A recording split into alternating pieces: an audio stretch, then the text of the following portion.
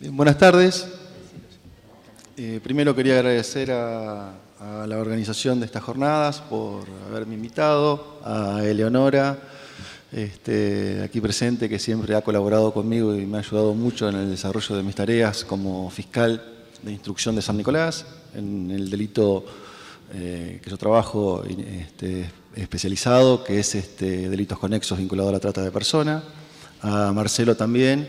Bueno, y algunos otros que están aquí en el auditorio que son de la vieja guardia en este tema, ¿no? Tanto yo como Graciela somos aprendices de ellos. Bien, el tema que voy a tratar yo es el de trata laboral. En realidad es el delitos conexos vinculados a la trata laboral.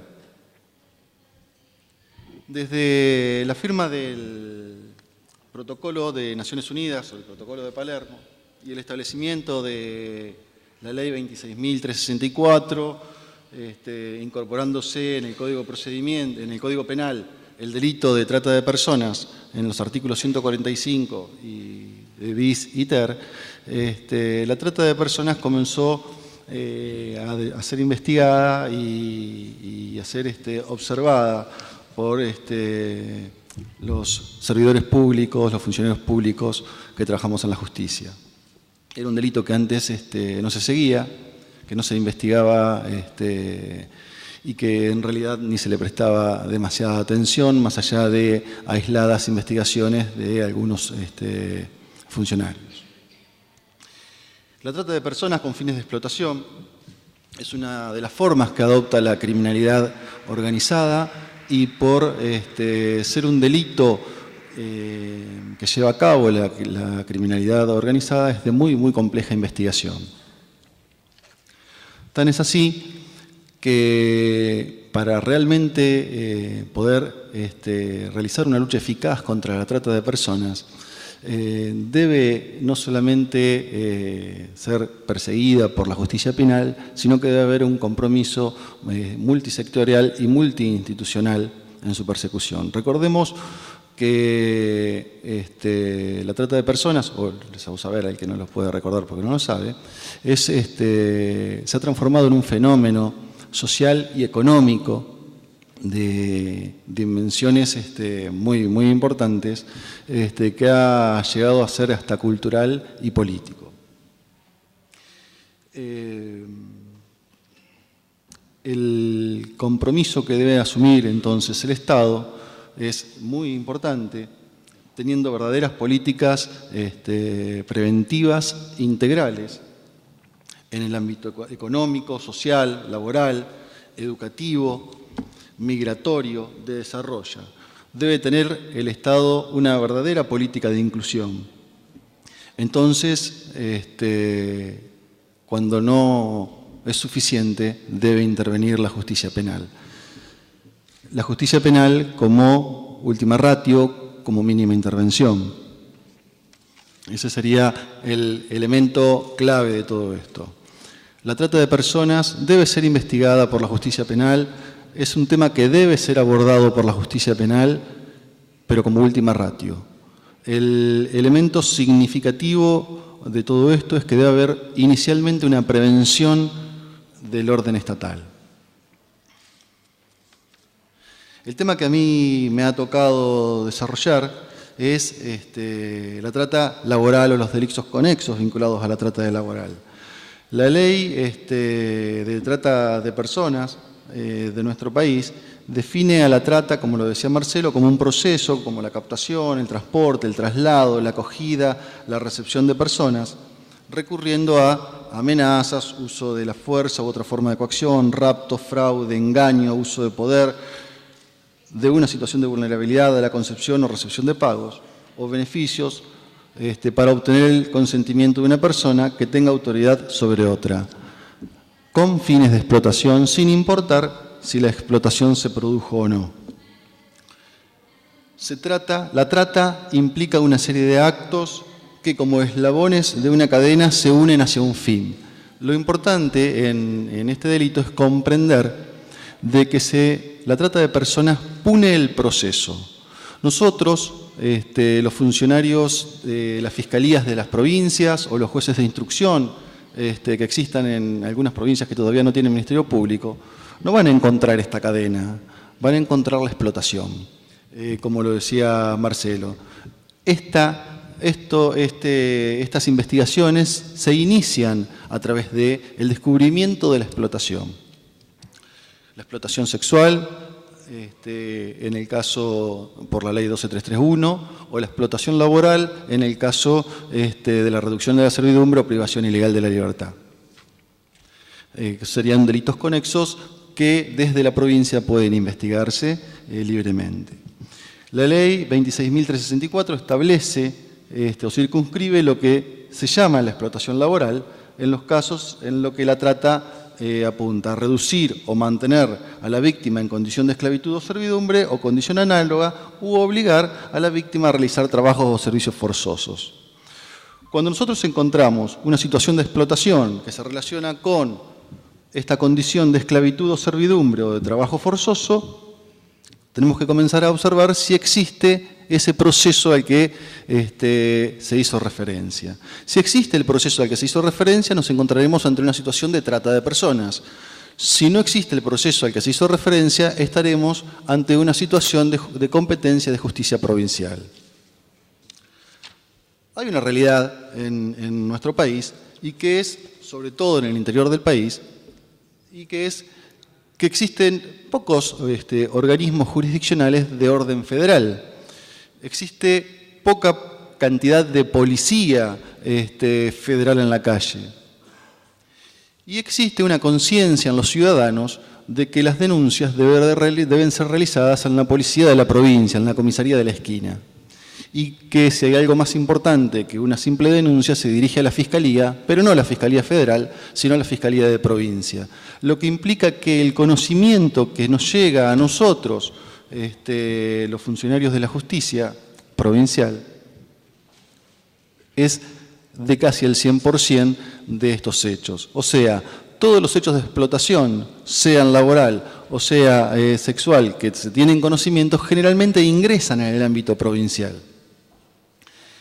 La forma que debemos darle a ese ingreso en el ámbito provincial es, en el caso de la trata laboral, como una calificación inicial de reducción a la servidumbre o al menos de investigación de un ilícito. ¿Qué es la reducción a la servidumbre? ¿Qué es el trabajo forzoso? ¿Y cuándo no hay delito y hay precariedad laboral?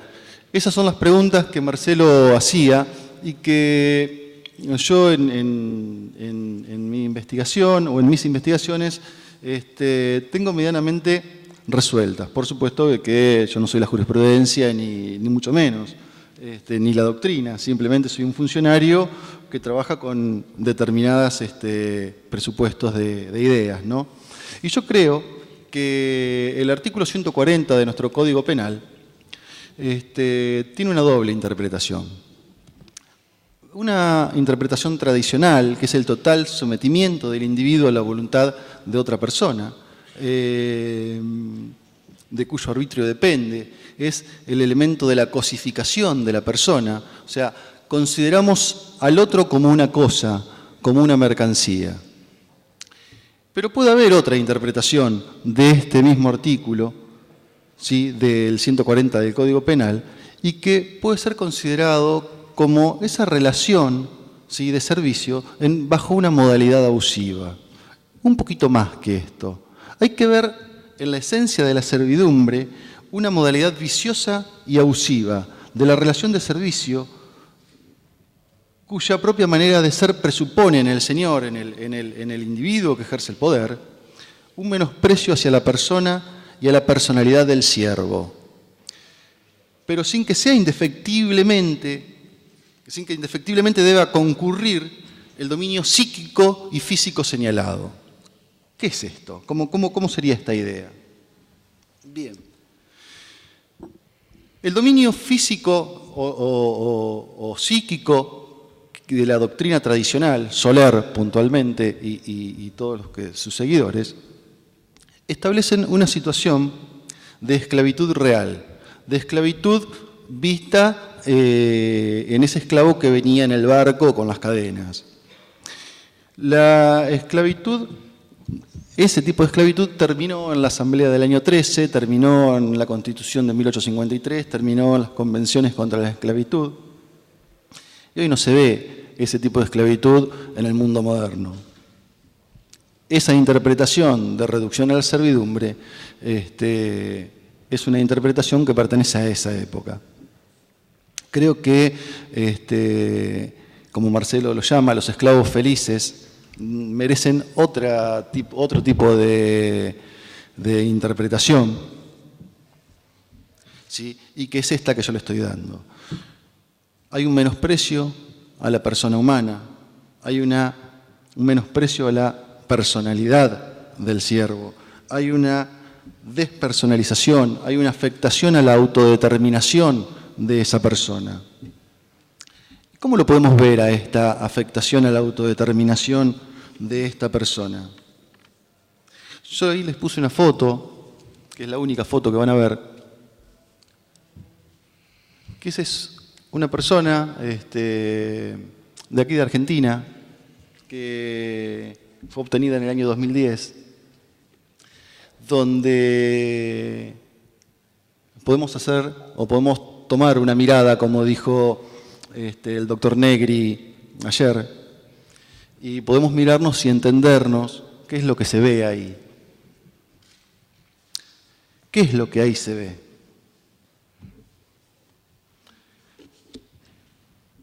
Se ve una persona que ha sido abusada, que ha sido despersonalizada. Se ve una persona que no ha tenido autodeterminación, probablemente porque haya sido criada y educada en una aceptación natural de ese estado. Probablemente alguien lo haya generado. Probablemente haya sido una persona sometida a temprana edad a la conducta abusiva del autor. De lo que yo estoy seguro, ¿sí?, es de que esa persona no tiene la misma libertad que tenemos nosotros, no tiene la misma libertad de autodeterminación, no tiene el mismo concepto de dignidad que tenemos nosotros, y si no tiene esa libertad, ese concepto de dignidad, esa tranquilidad psíquica igual a la nuestra, si no tuvo acceso a la justicia, si no tuvo acceso a la salud, si no tuvo acceso a la educación, si no tuvo derecho a fundar un hogar en las condiciones que lo fundamos nosotros, si solo tuvo malos tratos, tratos crueles, inhumanos, degradantes, dependencia, esa persona debe ser protegida por nuestra ley. Es un igual. Y los iguales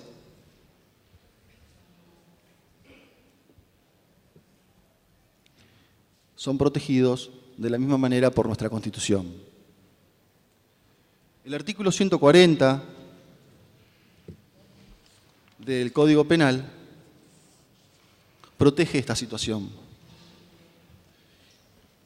Y dice, según mi entender, que hay servidumbre cuando hay una modalidad viciosa y abusiva de una relación de servicio, cuya propia manera de ser presupone en el Señor un menosprecio de la persona humana y de la personalidad del siervo, pero sin que sea indefectible la concurrencia de ese verdadero dominio psíquico señalado. En el tomo 5, página 183 del tratado del doctor Zaffaroni, dice en un párrafo, el sujeto pasivo padece de estados análogos a la servidumbre que no implican sometimiento pleno cuando, por ejemplo, no existen condiciones mínimas de salubridad, de higiene laboral, cuando está acompañado de malos tratos, hay una pérdida de la autodeterminación, hay despersonalización.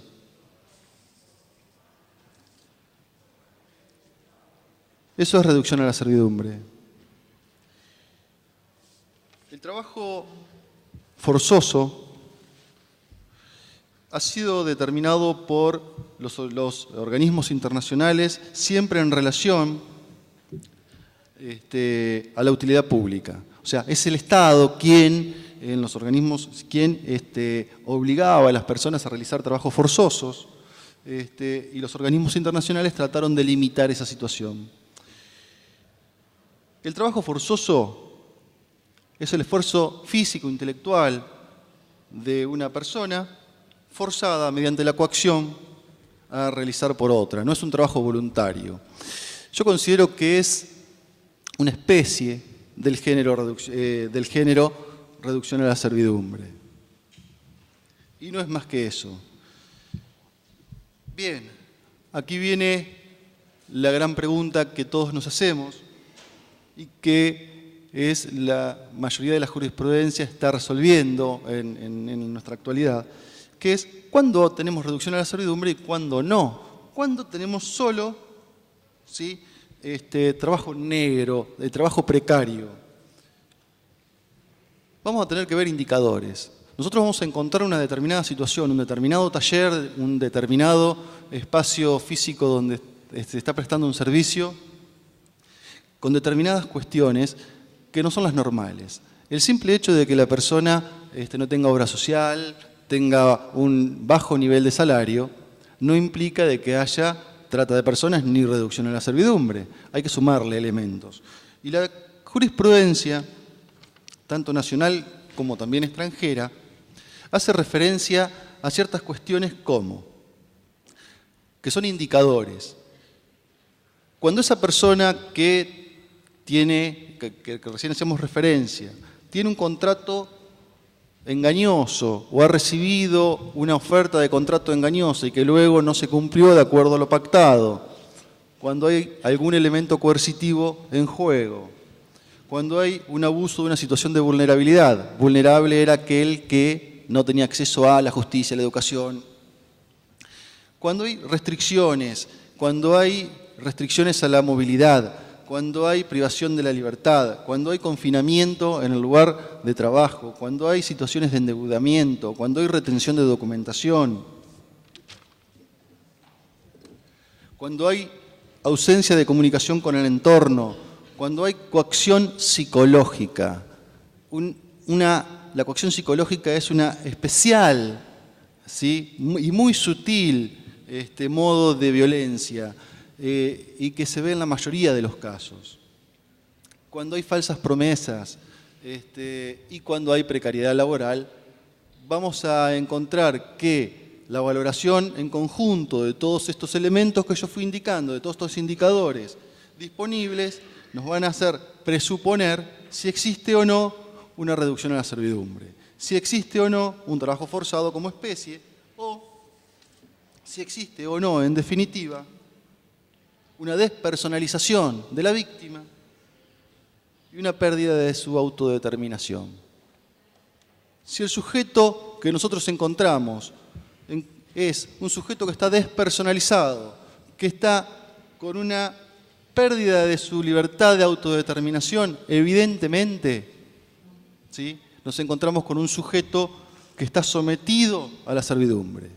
Si el sujeto que nosotros encontramos no tiene esos indicadores, evidentemente nos encontramos con una situación de precariedad laboral que corresponde a una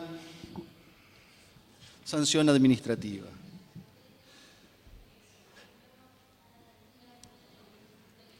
Lo que importa, en definitiva, y finalizando, ya que se me terminó el tiempo, es que la libertad de autodeterminarse es un derecho y la capacidad de decidir y elegir libremente a quién y en qué condiciones se dará la fuerza de trabajo también. Muchas gracias.